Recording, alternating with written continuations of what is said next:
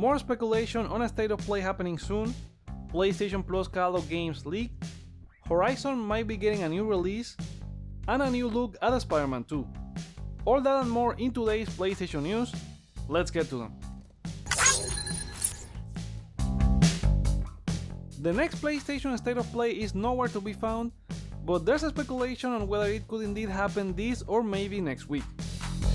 One of them comes from insider Shinobi on Resetera, where a user commented that the lack of communication from Sony at this point is sad, to what Shinobi replied the week was over, which many have taken as a possibility of a state of play happening this week. Other hints are from the official PlayStation Germany account, as they tweeted it was the perfect time to wishlist Final Fantasy VII Rebirth, and that the Stellar Blade was coming exclusively to PS5. They later deleted both tweets. Again, this is just pure speculation, but if Sony indeed has a state of play lined up, we should be getting official confirmation very soon. While we don't know if a state of play will be announced this week, we are certain the next batch of PlayStation Plus catalog games will be announced this Wednesday.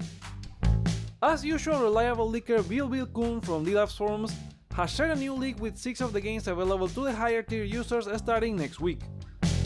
The list includes Nier Replicant, Star Ocean The Divine Force, 13 Sentinels Aegis Rim, Sid Meier's Civilization 6, Sniper Ghost Warrior Contracts 2, and Unpacking. This is not the full list of games and we'll know the rest this week, including the Classics catalog. Next, Horizon might be getting a new release soon. We are not talking about the rumored multiplayer for the series, but a new compilation for Forbidden West. Horizon Forbidden West Complete Edition has been rated by Singapore's rating organization as a bundle of both the original game and the Burning Shores DLC.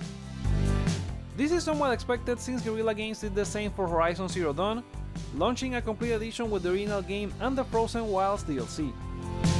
The next step for Guerrilla and Sony would probably be launching this new version for PC in the future. Moving on, we finally have a new look at Marvel Spider-Man 2, not from Sony or Insomniac, with a New York Times report on how the Burbank studio recreated American cities for the game. The new screenshots show the Brooklyn Arch, Times Square, and Coney Island, with the article discussing other recreated areas like Prospect Park, and how other landmarks like the Chrysler Building won't be in the game again, since Insomniac couldn't acquire the license. Spider-Man 2 will have an expanded playable area with both Queens and Brooklyn, and these images show the attention to detail from the developer. Hopefully they can give us one more look before launch. Sticking with Spider-Man news, Sony released a Spider-Man 2 themed console and accessories, among those a PS5 cover which was very limited and only available at select retailers, enraging fans who missed out. This has made Canadian accessory company DBrand challenge Sony yet again by announcing the new Arachno plates for PS5 that look very similar to the official ones from Sony, with some differences since the company had some legal issues with them a while ago. The Arachno plates are priced at $65 and you can add the middle skin for $15 extra and the middle red-like strips for an additional $10. For anyone without a PS5 though, BGC is reporting that Sony has extended their current $50 price cut in PlayStation Direct and US retailers like Best Buy and Walmart until the end of the month. That includes the Modern Warfare 2 bundle at $490 down from $540, the Final Fantasy XVI bundle at $510, and also the Horizon Forbidden West bundle at $500. Sony has also been running the same promo in the UK and Europe, but a bit more aggressive with discounts of £75 and €100, which the company said was having a good reception so far. PS5 shipments during Sony's Q1 were great with 3.3 million consoles, but actually behind Sony's target to reach 25 million units by the end of the fiscal year, so they want to massively increase that number and maybe deplete stock for when the leaked new model comes out. Now let's move into some quick-fire gaming news. Embracer Group woes continue after the company has made several recent cuts, including shutting down Volition and firings at Gearbox Publishing. Now it appears they may be looking to sell the development side of the latter. According to Reuters, 3 of their sources familiar with the matter have said a sale is in their cards, with Gearbox themselves later confirming to Bloomberg there are many options under consideration, including becoming independent.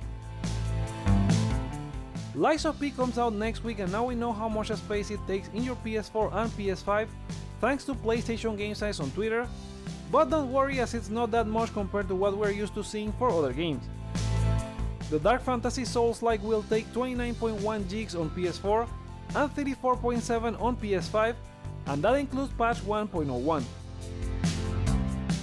We're still far from a new Mass Effect game, with BioWare undergoing internal changes and focus on Dragon Age Red Wolf, but it appears the next Mass Effect is having changes as well, with Canadian studio ditching open world plans to go back to a classic format.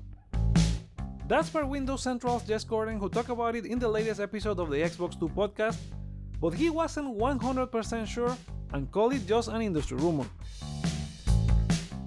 Ubisoft FPS XDefiant has been in closed beta for quite a while, with a release scheduled for early October, but it seems the free-to-play game will be in the oven for a bit longer. According to a blog post by executive producer Mark Roven, he indicated the title has failed to pass certification from both Sony and Microsoft based on issues of how the game interacts with each console, such as trophies or friends list not updating, which is unrelated to the game's quality.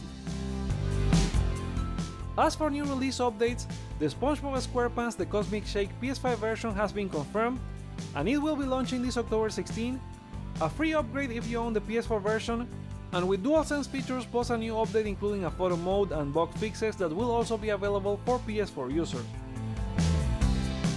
And those are the PlayStation stories for today. What are your thoughts on them? Let us know in the comments below, give this video a thumbs up or down to let me know your feedback, check out more content you may like as well, and subscribe for more on PlayStation. Thank you so much for watching, my name is Joseph, this is Hype for Games, and let's get hype!